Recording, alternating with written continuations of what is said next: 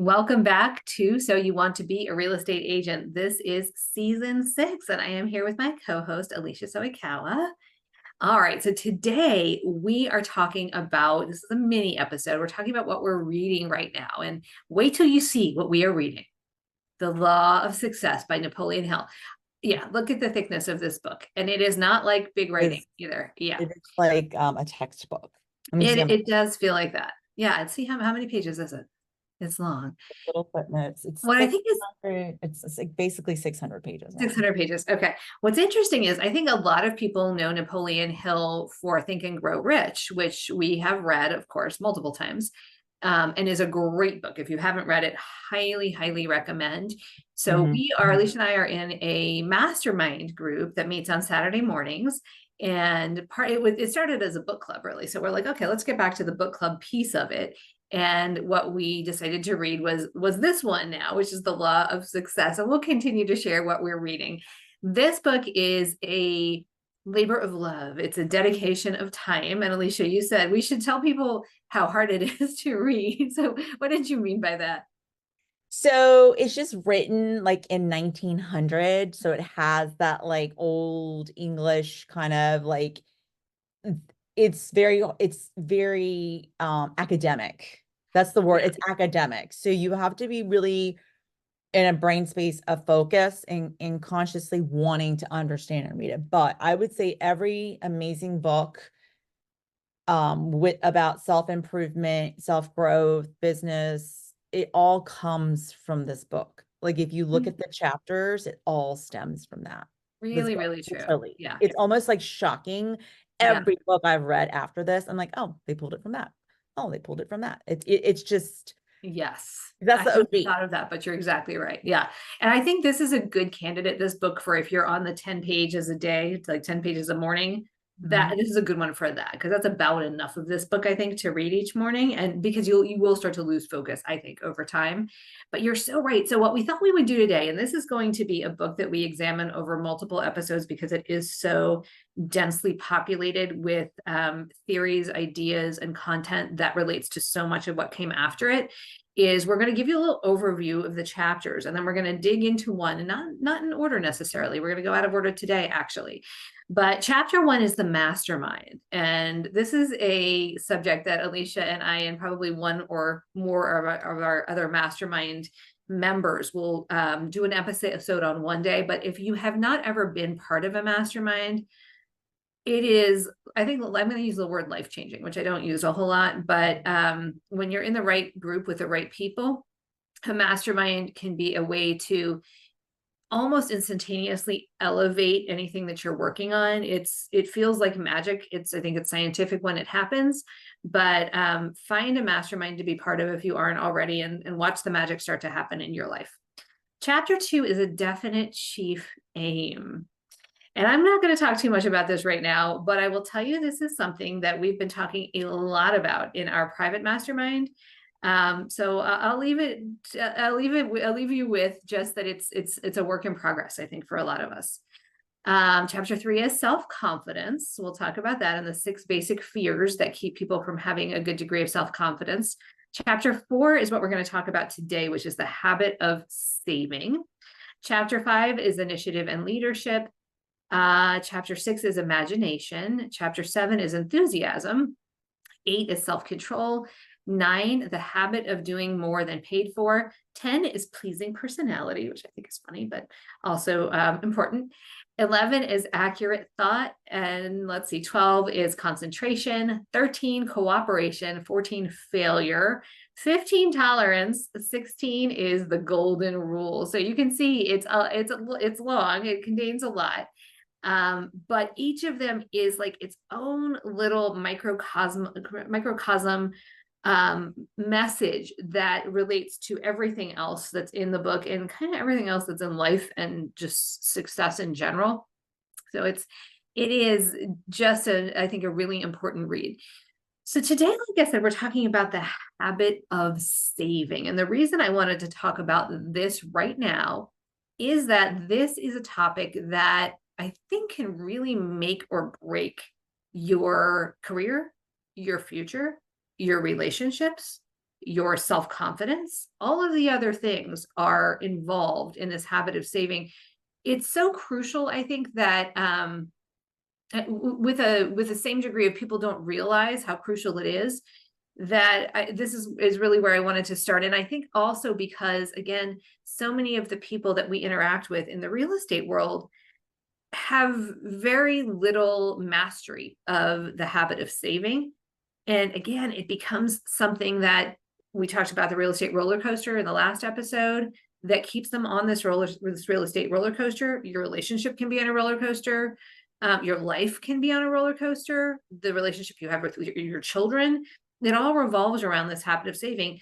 And it looks like a pretty simple habit. And the way Napoleon Hill breaks it down does simplify it quite a bit.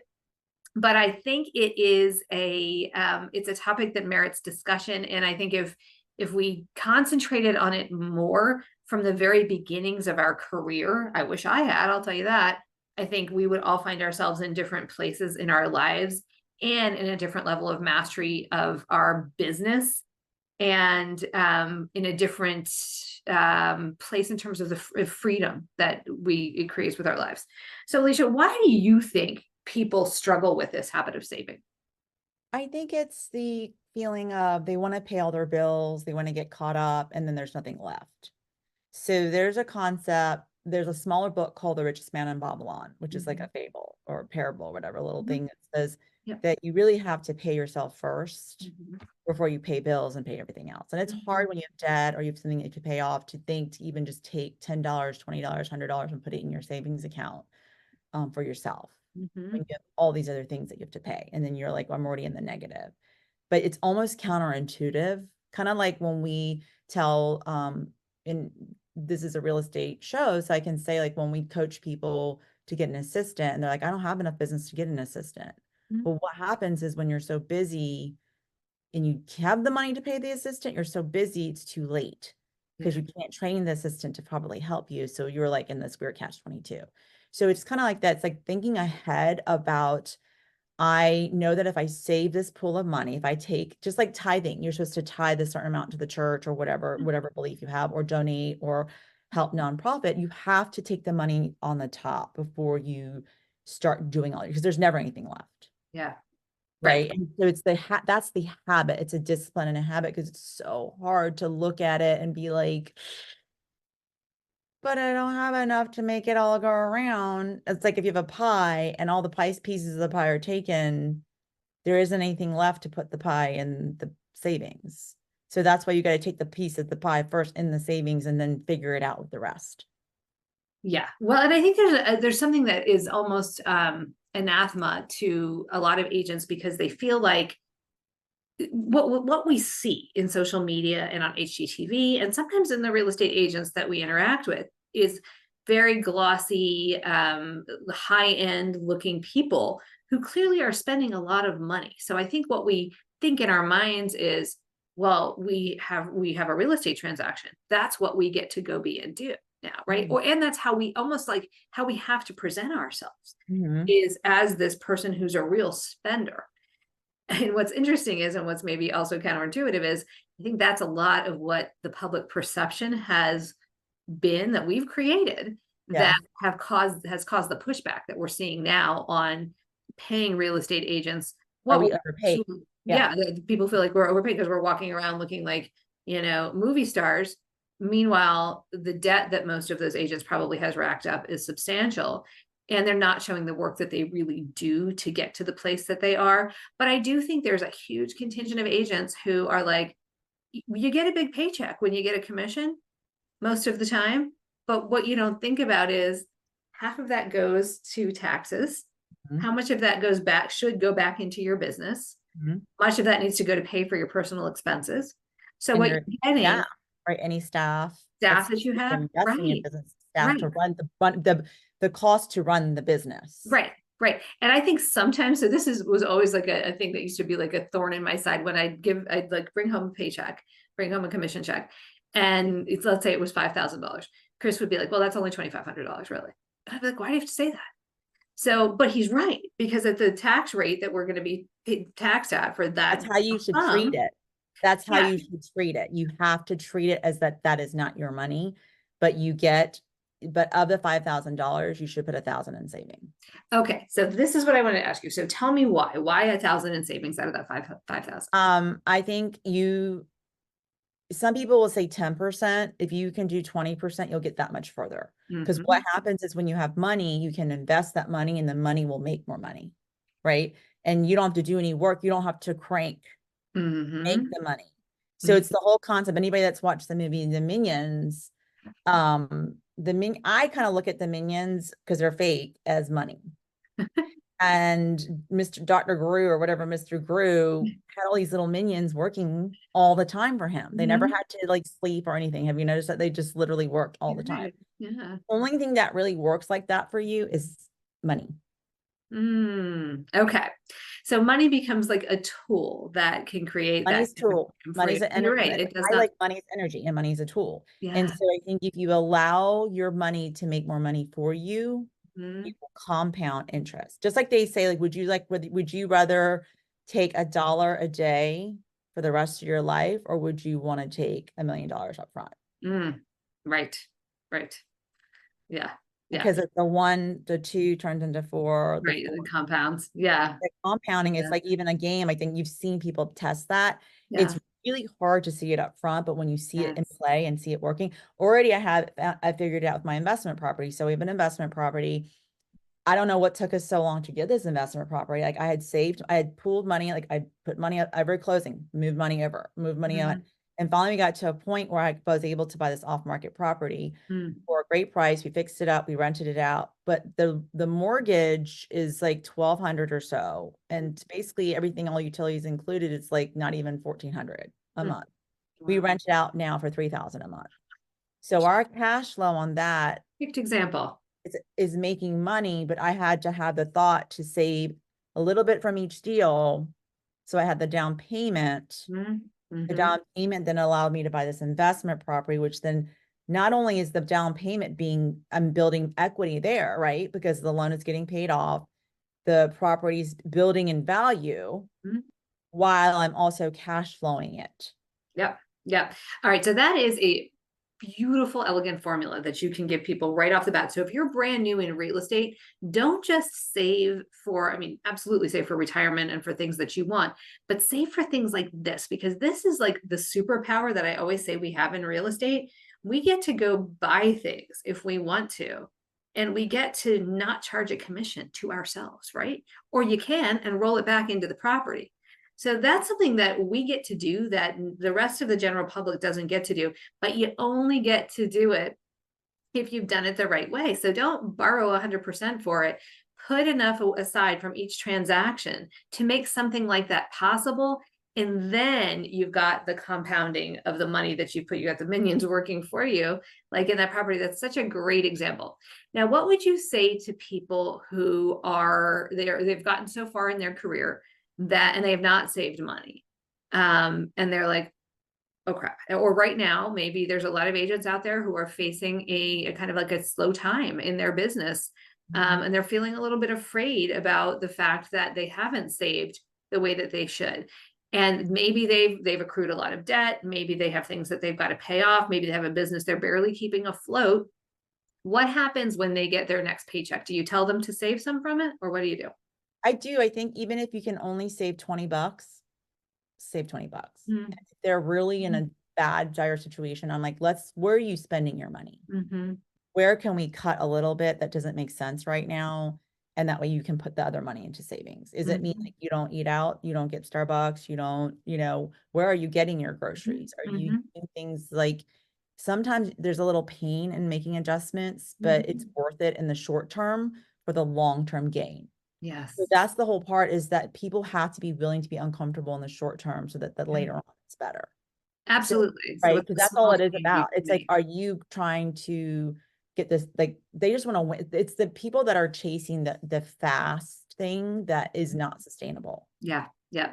Yeah. Absolutely. I love that. I think in the book, he even says something like, start with and remember this was from the early 1900s, but start with an account of $200 to $300 and just put a little bit away, a little bit away. But I think that still stands true That still today. stays true now. I mean, Yeah. and then to save it into your savings. The big thing they say is that you should have at least 3 to 6 months money. So if you start at least building that money and you have a slow month as an agent, you can live off of that 3 to 6 month your buffer. Yep. You don't need to waste it. You don't need to go buy something stupid with it, but Right. you save it there. That's untouchable. Yes. That's your emergency fund for, I had to use it my last year. I used up all my emergency fund last year. Mm, And thank God I had the foresight to do that yeah. because it allowed us to stay afloat. It allowed us to grow and do the things we needed to do without freaking out too much, but it was still very painful to use it. So now I'm trying to refill it this year, right? So that I can buy into a syndication, which we'll talk about that another time. Ooh, that's a good, okay. So That's a good episode. All right. that's a real life example. It is. It's You know? real life, and it happens to almost everybody at some point in their career, I think. Yeah. The other Yeah. thing that I loved about this, and we'll wrap on this thought, is with in this chapter, what really resonated for me was back to the kind of example of, or it could be really a lesson, I'm going to call it, of that glitzy agent who looks like they have it all because that's what they're showing you on social media or on HGTV, but really they have tons of debt. There's one specific example who I won't name, but I can think of, that came across as like this person was on HGTV. This person would fly to events in a private jet, and was all the ego in the world. All looked like all the things were happening, and lo and behold, this person had hundreds of thousands, I think maybe over $1 million in tax liens. Mhm. So you would never have known it, but man, that must have been like an albatross hanging around that person's neck all the time. That's the kind of thing that overspending and not taking care of your obligations can do. And the opposite side of this. But I'm sure that there were people who saw this person and thought, I've got to live to that standard, and saw that as being like the golden shining example of what to be. But what this chapter talks about is that, in fact, the people that society respects the most, and the people that society rewards the most, and that business rewards the most as well, are the people who have mastered control of money and mastered the habit of savings, so that they do have control over their money. Because when you have control over your money and can put it to work for you, that's what creates ultimate freedom. That's what gets you whatever you want in life. And that's what life's about, is freedom. Yeah. Really. That's all people really want. Exactly. All right. So, little mini episode. We will continue talking about the law of success. We'll figure out which one we're going to do next time. But until comment below, I would say comment below or DM one of us to say, which one kind of resonates with you, or which one do you think you struggle with most? Good idea. Because I'm curious to see what people struggle with. Love that. And comment too if you've read this book. I wonder how many people have. Oh, I know. I think that some people don't even know that exists. Probably. I didn't. All right. This has been a good one. So this has been So You Want to Be a Real Estate Agent. We'll see you next time. If you're interested in learning how to become that go-to local real estate expert all the sellers call to give you their listings, read Farming for Real Estate Agents. You can pick up your copy today on Amazon, Kindle, on Audible, or anywhere you get books.